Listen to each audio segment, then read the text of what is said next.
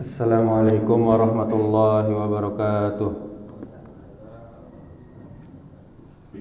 Alhamdulillahi rabbil alamin, allazi arsala rasulahu bil huda wa dinil haqq liyuzhirahu 'alad dini kullihi wa kafa billahi shahidah.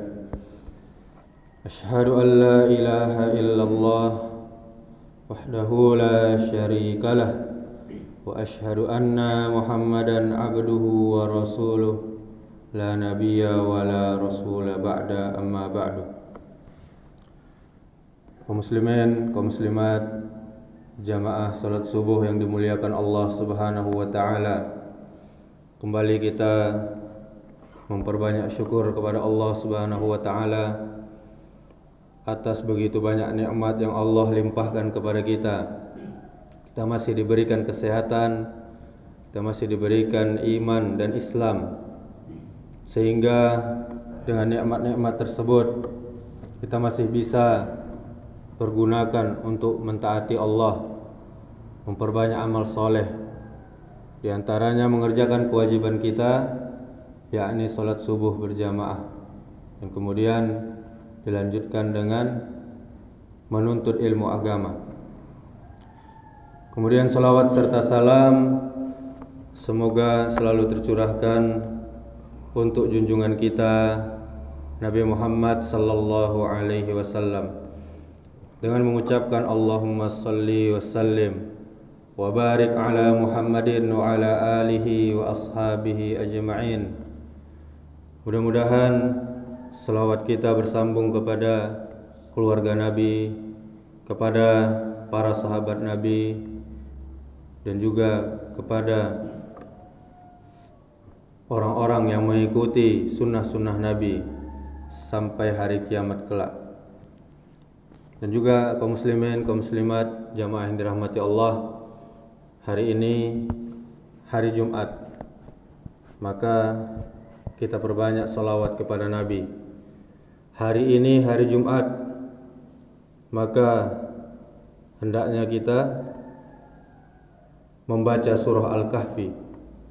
Dan hari ini hari Jumat, maka hendaknya kita nanti sebelum azan Jumat dikumandangkan, hendaknya kita sudah berada di rumah Allah untuk melaksanakan sholat Jumat. Dan ini hari Jumat, hendaknya kita gunakan untuk memperbanyak doa kepada Allah, apalagi nanti selepas asar, yang mana kata Rasulullah, selepas asar adalah di hari Jumat adalah di antara waktu mustajabnya untuk berdoa. Jamaah yang dirahmati Allah Subhanahu wa taala, kita diperintahkan untuk merenungkan isi Al-Qur'an.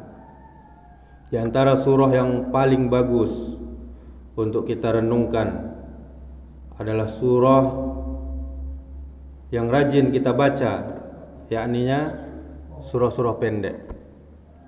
Di antara surah tersebut adalah surah Al-Ma'un, surah nomor 107. Ini membicarakan tentang celaan bagi orang-orang yang enggan menunaikan hak Allah dan enggan menunaikan hak sesama.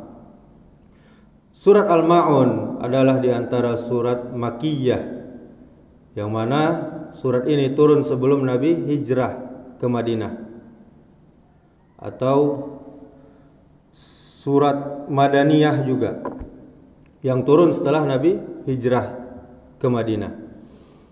Surat ini berisi penjelasan mengenai orang-orang yang mendapat ancaman karena mendustakan hari pembalasan, hari kiamat. Sifat mereka adalah tidak menyayangi anak yatim, tidak menyayangi orang miskin. Mereka lalai dari solat, mereka riya mengerjakan solat.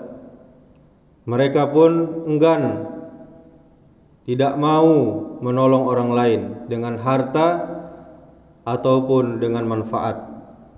Allah Subhanahu wa taala berfirman, Bismillahirrahmanirrahim. Ara'aital ladzi yukazzibu biddin, fadzalikal ladzi yad'ul yatim wa la yahuddu 'ala ta'amil miskin, fawailul lil musallin alladzina hum an salatihim sahun alladzina hum yura'un wa yamna'unal ma'un. Tahukah kamu orang yang mendustakan hari pembalasan? Itulah orang yang menghardik anak yatim dan tidak menganjurkan memberi makan orang miskin. Maka celakalah bagi orang-orang yang sholat, yaitu orang-orang yang lalai dari sholatnya, orang-orang yang berbuat riya dan enggan menolong dengan barang yang berguna. Surah Al-Ma'un ayat 1-7. Di dalam ayat yang pertama disebutkan Ara'aital ladzi yukazzibu biddin. Tahukah kamu orang yang mendustakan hari pembalasan? Mengenai kata ad-din, dalam ayat ini ada 4 pendapat. Yakni yang pertama, hukum Allah. Yang kedua, hari perhitungan. Yang ketiga, hari pembalasan. Dan yang keempat, Al-Quran. Demikian kata Imam Ibnul Jauzi dalam kitab tafsirnya Zadul Masir, juz 9 halaman 244. Jadi ayat tersebut bisa bermakna orang yang mendustakan hukum Allah, bisa bermakna orang yang mendustakan hari perhitungan atau hari pembalasan, atau bisa bermakna orang yang mendustakan Al-Quran. Kemudian Syekh Muhammad bin Saleh Al-Utsaimin menafsirkan bahwa yang dimaksud dengan ad-din adalah hari pembalasan. Sehingga jika diartikan, tahukah kamu orang yang mendustakan hari pembalasan? Dan beliau menjelaskan bahwa ayat ini ditujukan pada mereka yang mengingkari hari kebangkitan. Ndak percayanya adanya beko hari kebangkitan, hari perhitungan. Sebagaimana disebutkan dalam ayat surah As-Saffat ayat 16-17. Apakah apabila kami telah mati dan telah menjadi tanah serta menjadi tulang belulang, apakah benar-benar kami akan dibangkitkan kembali? Dan apakah bapak-bapak kami yang telah terdahulu akan dibangkitkan pula?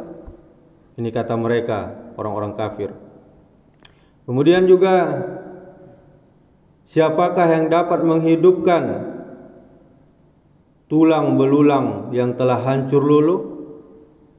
Ini surah Yasin ayat 78. Mereka inilah yang mendustakan Yaumuddin, yaitu hari pembalasan. Bisa kita lihat di dalam tafsir Juz Amma halaman 274.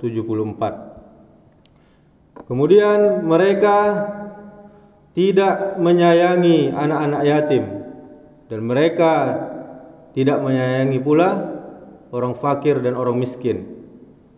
Setelah menyebutkan mengenai orang yang mendustakan hari pembalasan, lalu disebutkan ayat Fadzalikal ladzi yad'ul yatim wa la yahuddu 'ala ta'amil miskin.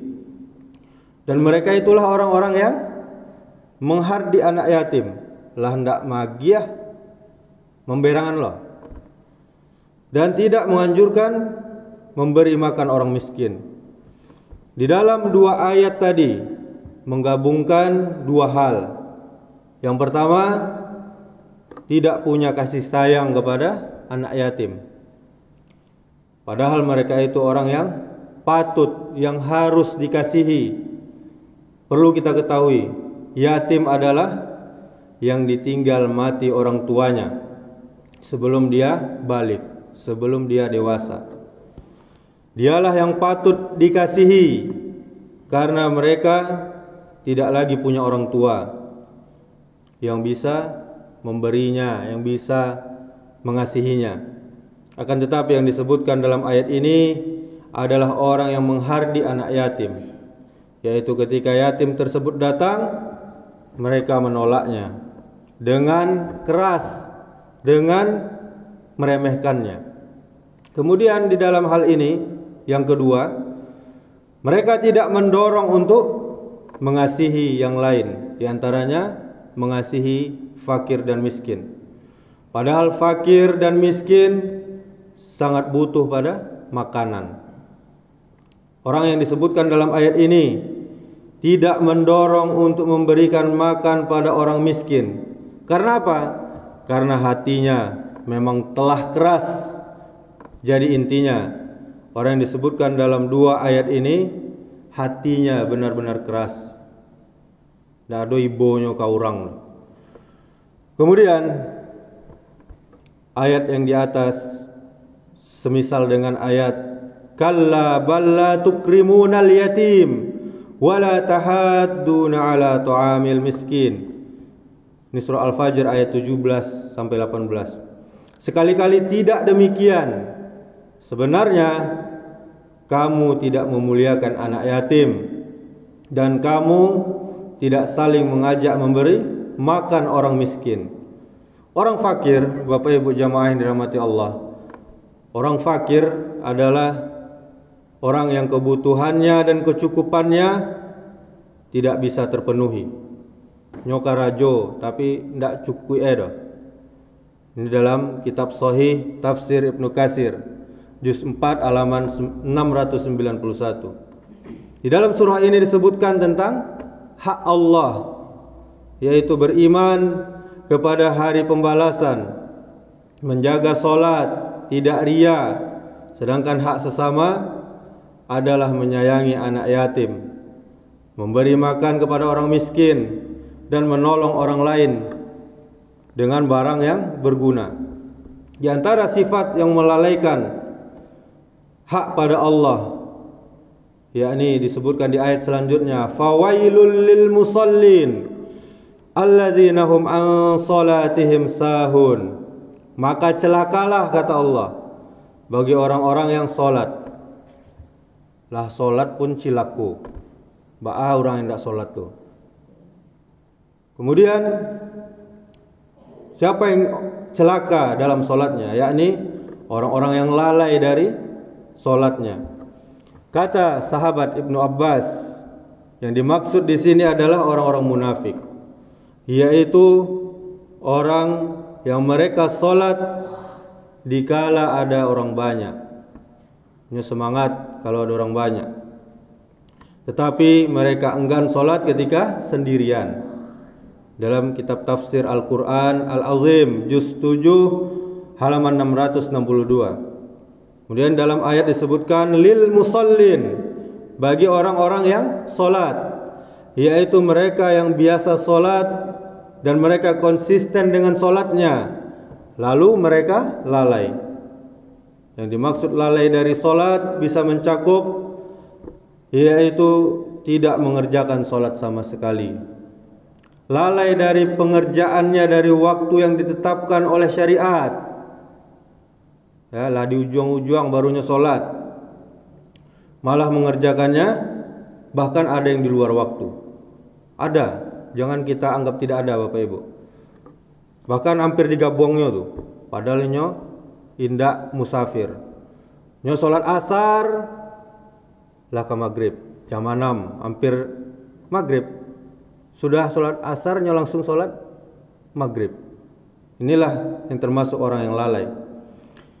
Kemudian mereka selalu mengerjakan sholat di akhir waktu, selamanya atau umumnya.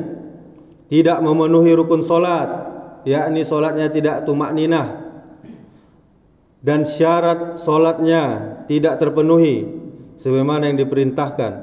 Mereka tidak khusyuk dan tidak merenungkan, mereka tidak mentadabburi pada apa yang dibaca dalam solat mereka. Mereka lalai dari solat mereka. Lalai dari solat mencakup semua pengertian tadi. Setiap orang yang memiliki sifat yang demikian, maka dialah yang disebut lalai dari solatnya. Jika dia memiliki seluruh sifat tersebut, maka semakin sempurnalah celaka untuknya dan semakin sempurna nifak, munafik pada dirinya. Dalam kitab Tafsir Quran Al-Azim juz 7 halaman 662 sampai 663. Saya pernah mendapati pendapat Bapak Ibu. Apa pendapatnya? Mangawak solat capekna, tapi solat awak tu ndak ujui. Biarlah awak karajuan dulu karajoa, tapi solat awak ujui. Ini adalah salah satu perkataan yang menyesatkan sebenarnya. Dari mana mungkin kita bisa solat awak tu ujui, sedangkan kita mengabaikan perintah Allah. Allah memerintahkan kita solat di awal waktu, namun kita sibuk dengan pekerjaan kita. Terkadang orang yang lemah imannya bisa tergoda dengan perkataan-perkataan seperti ini. Di sini menunjukkan sangat penting sekali setiap muslim itu menjaga solatnya. Bahkan sebagaimana disebutkan oleh Syekh As-Sa'di, solat itu adalah ketaatan dan bentuk qurbah, mendekatkan diri kepada Allah yang paling utama. Bahkan kalau kita mau lihat dari sisi dalil, solat itu masih lebih utama daripada puasa. Bahkan urutannya di dalam rukun Islam lebih dulu solat daripada puasa. Namun sayangnya kaum muslimin lebih memilih menunaikan puasa daripada solat. Puasa dirasa lebih utama dibanding solat menurut mereka. Coba saja kita perhatikan, apakah setiap orang yang puasa pasti menunaikan solat? Kita lihat banyak yang meninggalkan solat 5 waktu, tetapi dia puasa. Kemudian kita lihat bahaya orang yang meninggalkan solat, sebagaimana disebutkan dalam hadis dari Abdullah bin Amr bin Al-As radhiyallahu anhu.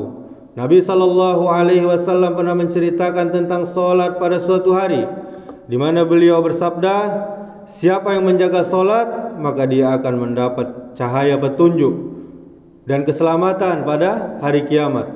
Siapa yang tidak menjaga solat, maka dia tidak dapat cahaya, dia tidak dapat petunjuk, dan dia tidak dapat keselamatan nanti. Nanti di hari kiamat dia akan dikumpulkan bersama Qarun, bersama Fir'aun, bersama Haman, dan bersama Ubay bin Khalaf. Ini adalah semuanya musuh-musuh Allah yang pastinya tempat mereka di neraka. Hadis riwayat Ahmad.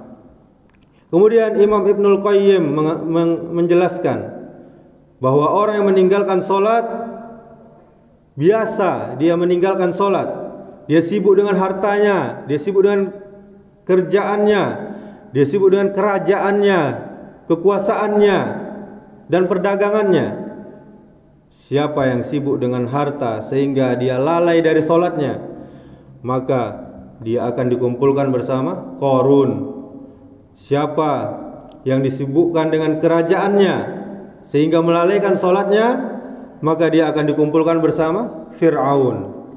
Siapa yang sibuk dengan kekuasaannya sehingga dia melalaikan solat, maka dia akan dikumpulkan bersama Haman. Siapa Haman? Adalah menterinya Fir'aun. Siapa yang sibuk dengan perdagangannya sehingga lalai solatnya, maka dia akan dikumpulkan bersama Ubay bin Khalaf. Di dalam kitab As-Shalah wa Hukmu Tarikiha halaman 37 sampai 38. Kemudian ayat terakhir, wa yamna'unal ma'un, dan enggan menolong dengan barang yang berguna. Jika kita lihat dari terjemahan Al-Qur'an, yamna'unal ma'un diterjemahkan dengan orang yang enggan menolong dengan barang yang berguna. Namun memang para ulama tafsir berbeda pendapat dalam mendefinisikan ayat ini. Sebagian berkata bahwa al-ma'un maknanya orang yang enggan bayar zakat. Dan yang lain lagi mengatakan bahwa Maksud al-ma'un adalah orang yang enggan untuk taat. Yang lainnya lagi berkata, sebagaimana yang dimaksudkan yaitu mereka enggan meminjamkan barang kepada orang lain di saat saudaranya butuh. Kemudian tafsir terakhir sebagaimana yang dikatakan oleh Ali bin Abi Thalib, yaitu jika ada orang yang ingin meminjam timba, meminjam periuk atau kampaknya, maka ia tidak mau meminjamkannya. Intinya seluruh tafsiran ayat ini semuanya kembali pada satu makna, yakni yamna'unal ma'un, adalah enggan menolong orang lain dengan hartanya atau dengan sesuatu yang bermanfaat. Di dalam kitab tafsir Al-Quran Al-Azim juz 14 halaman 473. Di dalam Sunan Abu Daud disebutkan dari Abdullah, dia berkata, kami menganggap al-ma'un di masa Rasulullah sallallahu alaihi wasallam adalah yang berkaitan dengan ariyah, yaitu barang yang dipinjam berupa timba atau periuk. Hadis riwayat Abu Daud. Hadis ini hasan. Padahal memberikan pinjaman pada orang lain bisa jadi dengan harta, bisa jadi dengan memberikan manfaat, dan ini semua termasuk sedekah. Sebagaimana sabda Nabi sallallahu alaihi wasallam, kullu ma'rufin sedekah. Setiap kebaikan, setiap perbuatan ma'ruf adalah sedekah. Hadis riwayat Bukhari. Demikianlah Bapak Ibu jamaah yang dirahmati Allah. Semoga sajian tafsir ini bermanfaat. Semoga Allah memudahkan kita untuk giat merenungkan Al-Quran dan kandungannya. Semoga Allah selalu memberikan kita taufik dan hidayahnya pada kita semua. Subhanakallahumma wa bihamdika asyhadu an la ilaha illa anta astaghfiruka wa atubu ilaik. Wassalamualaikum warahmatullahi wabarakatuh.